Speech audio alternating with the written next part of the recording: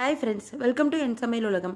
நம்ம சேனல் இது வரைக்கும் சப்ஸ்கிரைப் பண்ணாதீங்க. கீழே இருக்கிற சப்ஸ்கிரைப் பட்டனை பிரஸ் பண்ணி சப்ஸ்கிரைப் பண்ணிருங்க. பக்கத்துல இருக்கிற பெல் பட்டனை கிளிக் பண்ணிருங்க. அப்பதான் நான் அப்லோட் பண்ற வீடியோஸை நீங்க மிஸ் பண்ணாம பார்க்க முடியும். ஃப்ரெண்ட்ஸ், இன்னைக்கு நம்ம வீடியோல ஷர்ட்ல இருக்கிற இந்த ஓட்டையை எப்படி நம்ம ஈஸியா ரெடி பண்ணலாம்னு தான் பார்க்க போறோம். நிறைய பேர் வந்து இந்த மாதிரி ஷர்ட் டேமேஜ் ஆச்சுன்னா தூக்கி போட்டுருவாங்க. இனிமேல் நீங்க இந்த மெத்தட் ஃபாலோ பண்ணி பாருங்க. இது வந்து என்னோட ஹஸ்பண்டோட புது ஷர்ட்டுங்க. இது நாங்கள் வண்டியில் எடுத்துகிட்டு வரும்போது அந்த சைலன்சர் பட்டு அப்படியே பிளாஸ்டிக் ஒட்டிருச்சு உருகி. பார்த்தா உங்களுக்கே தெரியுங்க, பிளாஸ்டிக் உருகி ரொம்பவே பெரிய டேமேஜ் ஆகிருக்கு, ஃபுல்லாக ஒட்டிடுச்சு. இப்போ எப்படி நம்ம ஈஸியாக ரெடி பண்ணலாங்கிறத பார்க்க போகிறோம். இந்த மாதிரி பேட்ச் வந்து எல்லா ஃபேன்சி ஷாப்லேயும் கிடைக்குங்க. இந்த பேட்ச் வந்து பார்த்திங்கன்னா உங்களுக்கு வேர்ட்ஸ் நிறைய எழுதுனது இருக்குது. அதே மாதிரி நம்பரும் வந்து ஒரு நம்பர் 2 நம்பர் வச்ச மாதிரிலாம் நிறைய நம்பர்ஸ் இருக்குங்க. நம்ம லக்கி நம்பர் கூட நம்ம சூஸ் பண்ணிக்கலாம் இந்த பேட்ச்சு. அதே மாதிரி குழந்தைங்களுக்கு பிடிச்ச மாதிரி கார்ட்டூன்ஸ் வச்ச பேட்ச் நிறையா இருக்குங்க. ஃப்ளவர்ஸ் வச்சதும் இருக்குது. எல்லா சைஸ்லேயும் இந்த பேட்ச் கிடைக்குங்க. நான் வந்து என்னோட ஷர்ட்டோட ஹோல் சைஸுக்கு தகுந்த மாதிரி பேட்ச் செலக்ட் பண்ணியிருக்கேன். இந்த பேட்ச் வாங்கும்போதே நீங்கள் எந்த ட்ரெஸ்க்கு யூஸ் பண்ண போகிறீங்களோ அந்த ட்ரெஸ் எடுத்துகிட்டு போய் அந்த ஹோல் சைஸுக்கு தகுந்த மாதிரி நீங்கள் பேட்ச் செலக்ட் பண்ணிக்கிங்க. இப்போ இந்த பேட்ச் வச்சு நம்ம எப்படி நம்ம ஷர்ட்டை ரெடி பண்ணலாங்கிறது பார்க்கலாம்.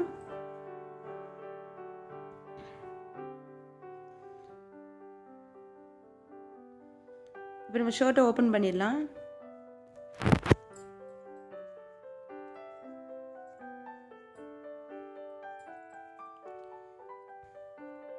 நீங்கள் பேட்ச் மட்டும் செலக்ட் பண்ணும்போது கரெக்டாக ஃபிட் ஆகிற மாதிரி செலக்ட் பண்ணுங்க. பார்த்தா உங்களுக்கே தெரியும் எவ்வளோ பெரிய ஹோல் இருக்குங்கிறது. இப்போ நீங்கள் வந்து பேக் சைட் மட்டும் ஹோல் இருந்துச்சு அப்படின்னா நம்ம ஸ்டிச்சிங் போட்டே வந்து இந்த ஷர்ட் ரெடி பண்ணிடலாங்க. ஆனால் நமக்கு வந்து முன்னாடி பார்த்தீங்கன்னா உங்களுக்கு ஃபுல்லாகவே அந்த பிளாஸ்டிக் உருகி ஒட்டியிருக்கு. ஸோ அதனால் நான் இந்த மெத்தட் வந்து சூஸ் பண்ணியிருக்கேன்.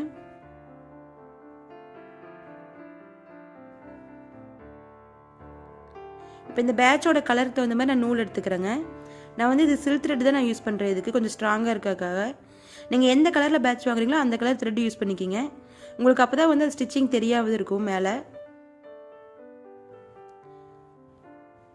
இப்போ கரெக்டாக வந்து சுருக்கம் இல்லாமல் எடுத்து விட்டு நம்ம ஸ்டிச் பண்ணலாங்க.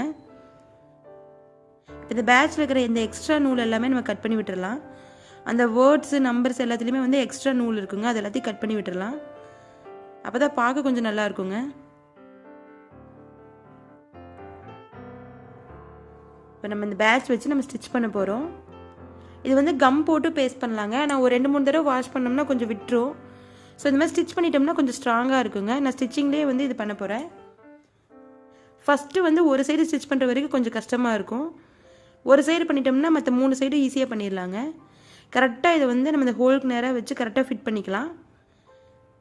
ஃபஸ்ட்டு ஸ்டிச் போடும்போது கரெக்டாக பார்த்துக்கணுங்க. இப்போ கீழேருந்து ஊசி குத்தி மேலே இழுத்துடலாம். இப்போ பார்த்தீங்கன்னா அந்த எல்லோ கலர் நூலுக்கு பக்கத்துலேயே நான் விட்டுருக்கேங்க.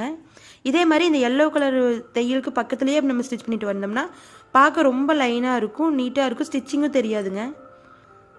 கொஞ்சம் பொறுமையாக ஸ்டிச் பண்ணிக்கலாம். நம்ம இது ஸ்டிச்சிங் மெத்தட் வந்து எப்போ நம்ம வீட்டில் நார்மலாக யூஸ் பண்ணுறதாங்க, ரொம்ப ஈஸியான ஸ்டிச்சிங் மெத்தட் தான். இது எல்லாருக்குமே இந்த ஸ்டிச்சிங் தெரியுங்க.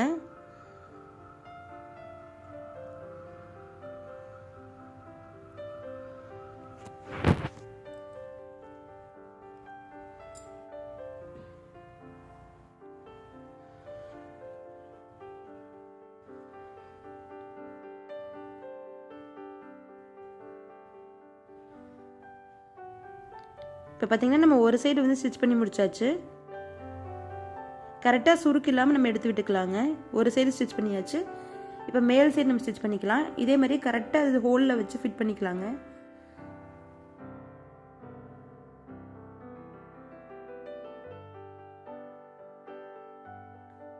இங்கே வந்து கொஞ்சம் வந்து அந்த பிளாஸ்டிக் ஒட்டிக்கிறதுனால கொஞ்சம் ஊசி குத்துற கஷ்டமாக இருக்குது. அந்த டேமேஜ் அதிகமாக இருக்கிற இடத்துல எல்லாம் கொஞ்சம் பார்த்து மெதுவாக ஸ்டிச் பண்ணிக்கலாங்க.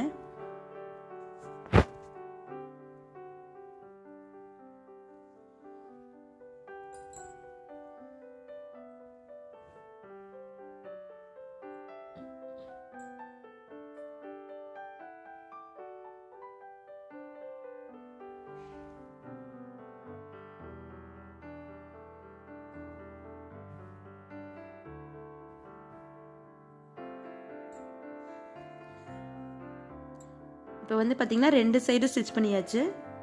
மேல் சைடும் முடிஞ்சிருச்சு. இப்போ இதே மாதிரி மற்ற 2 சைடும் நம்ம ஸ்டிச் பண்ணிக்கலாம்.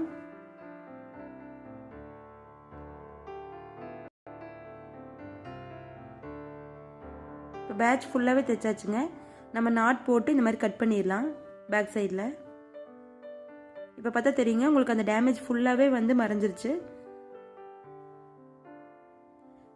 இது நமக்கு பேக்கெட்டுக்கு மேலேங்கிறதுனால அப்படியே ஷர்ட்லேயே வந்து நமக்கு அதுவே வந்து பேட்ச் வச்சு தான் ஷர்ட் வந்த மாதிரியே இருக்குதுங்க. கரெக்டாக இது ஃபிட் ஆகிருக்கு. இப்போ ஷர்ட்டுக்கு மேலே இல்லாமல் வேறு எங்காவது வந்து நமக்கு இந்த மாதிரி டேமேஜ் ஆகிருந்துச்சுன்னா 2 சைடும் ஒரே மாதிரி பேட்சஸ் வந்து நம்ம ஃபிட் பண்ணிக்கலாங்க. இப்போ பார்க்குறதுக்கு ரொம்ப மாடர்னாக தெரியும். ஒரே மாதிரி அந்த ஷர்ட்லேயே வந்த மாதிரி இருக்கும். ஃப்ரெண்ட்ஸ் உங்களுக்கே டிஃப்ரெண்ட் தெரியும். ஃபஸ்ட்டு பார்த்ததுக்கு இப்போ உங்களுக்கு ஒரு டேமேஜ் கூட கிடையாதுங்க.